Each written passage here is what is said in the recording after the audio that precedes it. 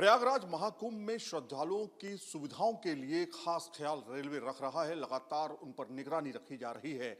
भीड़ अब धीरे धीरे कम जरूर हो रही है, लेकिन चुनौतियां कम नहीं है और इन चुनौतियों से निपटने के लिए रेलवे प्रशासन चौबीसों घंटे लगा हुआ है और वॉर रूम से बाकायदा इसकी जानकारी, पल पल की जानकारी ली जा रही है और अपडेट्स ली जा रहे हैं। हम आपको लेके चलते हैं वॉर रूम में, जहां पर दिल्ली के में मंत्रालय से बाकायदा इस पर नजर रखी जा रही है। आप देखेंगे एक बड़ा वॉर रूम तैयार किया गया, जिसमें प्रयागराज के जाने से वाली ट्रेनें जो हैं जितनी, और वहां से मूवमेंट होने वाले पैसेंजर्स और व्यवस्था पर चौबीसों घंटे नजर रखी जा रही है। खास कैमरों का इंतजाम यहां पर आप देख सकते हैं, हाईटेक कैमरे हैं और कहीं पर भी आप देखेंगे जितनी भी स्क्रीन यहां पे आप देख रहे हैं, उन सभी स्क्रीन पर सभी का मूवमेंट भी कैप्चर किया जा रहा है। प्रयागराज में जिस तरह की भीड़ काफी ज्यादा इकट्ठा हुई, उसके बाद अव्यवस्थाओं का दौर चला, लेकिन उसके बाद जिस तरह से रेलवे ने बड़े कदम उठाते हुए और बाकायदा निगरानी वाला काम शुरू किया है, उससे अब हालात बिल्कुल बदलते हुए दिखाई दे रहे हैं। अब जरा स्क्रीन पर नजर डालिए।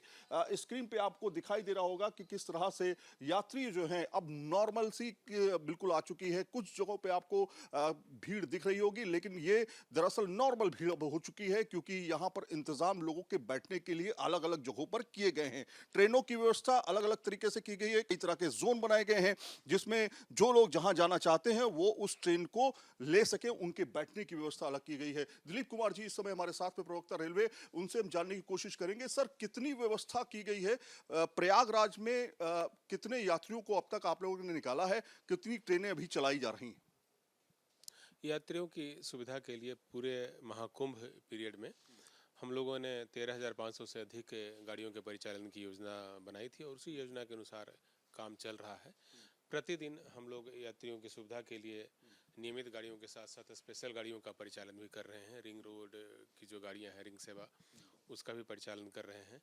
रविवार को हम लोगों ने 330 आउटवर्ड गाड़ियों का परिचालन किया और करीब 15.5 लाख लोग महाकुंभ क्षेत्र से अपने अपने गंतव्य स्थान पर भेजे गए। संगम स्नान को लेकर के निश्चित रूप से काफ़ी संख्या में लोग वहां पर आ रहे हैं और उनको रेल माध्यम से उनके गंतव्य तक भेजने के लिए रेलवे की पुख्ता व्यवस्था है और उसकी निगरानी जो है कई लेवल पर की जा रही है। सोमवार को भी हम लोगों ने 334 आउटवर्ड गाड़ियों का परिचालन किया और आज भी हम लोग उसी हिसाब से गाड़ियों का परिचालन कर रहे हैं। 12 बजे दिन तक करीब 110 गाड़ियों का परिचालन किया जा चुका है और 6 लाख के आसपास लोग जो हैं वहाँ से रेल मार्ग से बाहर गए हैं अपने अपने गंतव्य की ओर।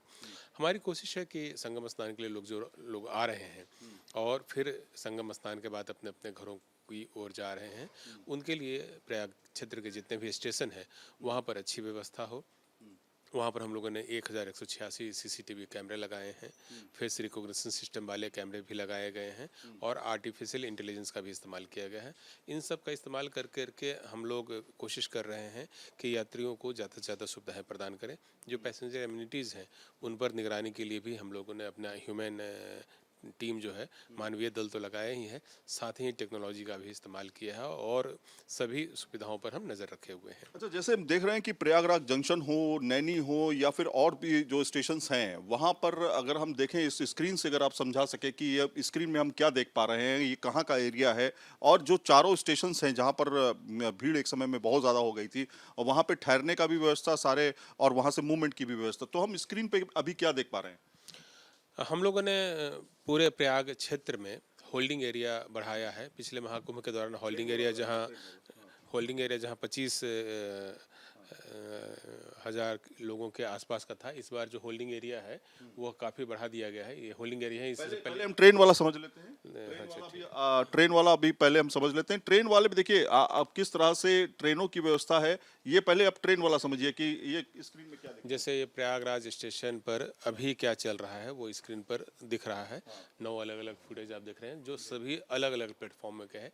किस प्लेटफॉर्म पर भीड़ है, नहीं है, गाड़ी आने वाली है और वहाँ पर हमारे जो जो सिक्योरिटी के स्टाफ हैं, कमर्शियल स्टाफ हैं, वो कितनी मुस्तैदी से काम कर रहे हैं, सर, यहाँ सबकी निगरानी रखी जा रही है। जैसे यहाँ पे हम देख रहे हैं, ये वाली स्क्रीन है, यहाँ पे थोड़ा लोग बैठे हुए भी हैं, मूवमेंट भी कर रहे हैं। अगर यहाँ पर मतलब भीड़ ज्यादा बढ़ती है तो यहाँ पर हम जहाँ पर मौजूद हैं इस जगह से मॉनिटरिंग सिस्टम से क्या संदेश दिया जाएगा? जब भी भीड़ बढ़ती है तब हम लोग यहाँ से मैसेज देते हैं, और निश्चित रूप से ये जो यात्री आए हुए हैं वो जो बगल वाले प्लेटफॉर्म पर है उस पर गाड़ी आने वाली होगी, उसके यात्रियों को ही हम लोग प्लेटफॉर्म पर ले जाने की व्यवस्था कर रहे हैं। इसके अलावा होल्डिंग एरिया में हम लोग बड़ी संख्या में लोगों को रख रहे हैं, और जब आवश्यकता पड़ती है तो होल्डिंग एरियाज में ही उनके बैठने की, विश्राम करने की व्यवस्था की गई है।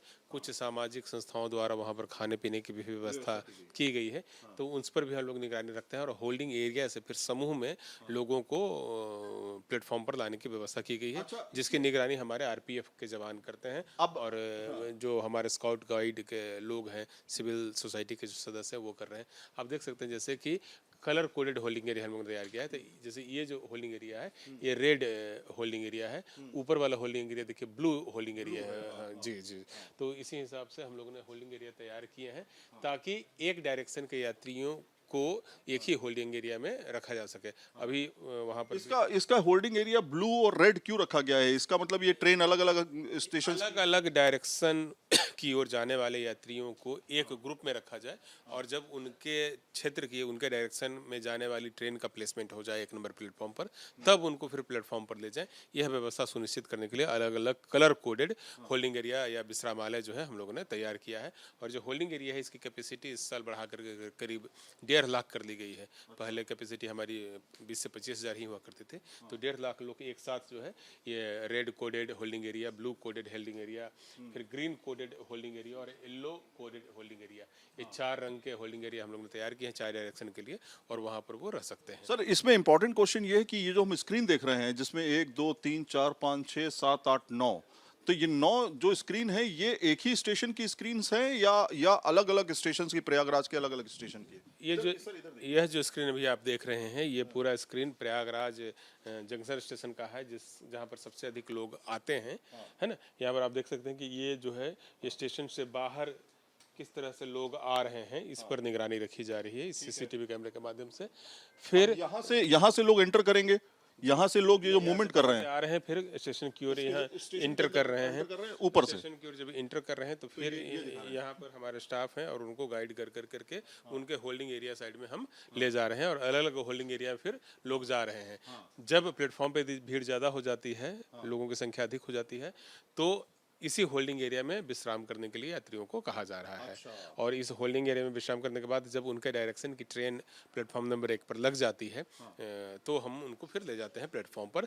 पर्पस ये है कि प्लेटफॉर्म पर ज़्यादा भीड़ ना हो और जो यात्री हैं उनको ज़्यादा मशक्क़त का सामना ना करना पड़े, बल्कि वो आराम से अपनी ट्रेन पकड़ सकें। तो इसी के लिए उनके विश्राम की व्यवस्था यहाँ पर की गई। सर, इसमें बहुत सारी खबरें ये भी आ रही थी कि कई जगहों पे ये कहा जा रहा था कि स्टेशन बंद कर दिया गया है, किसी को एंट्री नहीं दी जा रही है। इस तरह की खबरें थी, ये सिर्फ अफवाह थी या और अफवाहों पर आप क्या कहना चाहेंगे?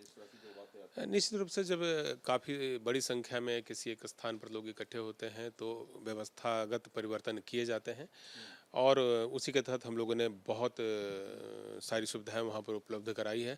हमारे सभी स्टेशन चालू हैं, प्रयागराज जंक्शन हो, प्रयाग स्टेशन हो, झूंसी हो, नैनी हो, रामबाग हो, सूबेदारगंज हो, चिवकी हो, सभी स्टेशन से हम लोग गाड़ियों का परिचालन कर रहे हैं और लोगों को आगाह भी कर रहे हैं, लोगों को प्रेरित भी कर रहे हैं कि अनुशासित तरीके से संगम स्नान के बाद अपने घर जाने के लिए ट्रेनों को पकड़ें और किसी प्रकार का अफवाह पर ध्यान नहीं दें। हमारे 13,000 कर्मचारी जो कि रेलवे के हैं वो और 10,000 राजकीय रेल पुलिस एवं लोकल पुलिस के लोग रेलवे परिसर में लोगों की सहायता के लिए मौजूद हैं। उनसे गाइडेंस लें और उनसे गाइडेंस प्राप्त करते हुए धैर्य के साथ रहें। रेलवे द्वारा पर्याप्त संख्या में गाड़ियों के परिचालन की व्यवस्था की गई है और उसी के हिसाब से सबको उनके गंतव्य स्थान की ओर भेजने की व्यवस्था की तो ये कुल मिलाकर के अगर हम देखें इस पूरे एरिया में यहाँ पर आपके कई कर्मचारी एक साथ काम कर रहे हैं, इनका क्या रोल है यहाँ पर? क्या ये अपने कंप्लेंट्स भी ले रहे हैं, सजेशंस भी दे रहे हैं या फिर मॉनिटरिंग कर रहे हैं इस तरह से?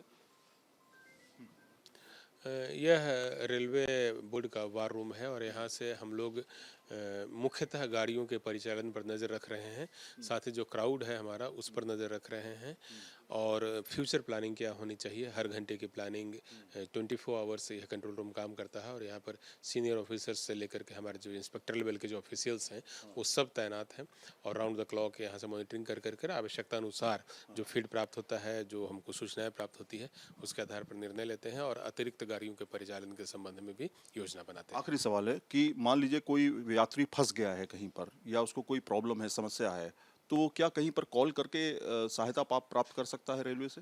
बिल्कुल, हमारा जो टोल फ्री नंबर है 139 वो सहायता के लिए है, और वो हमेशा खुला हुआ है।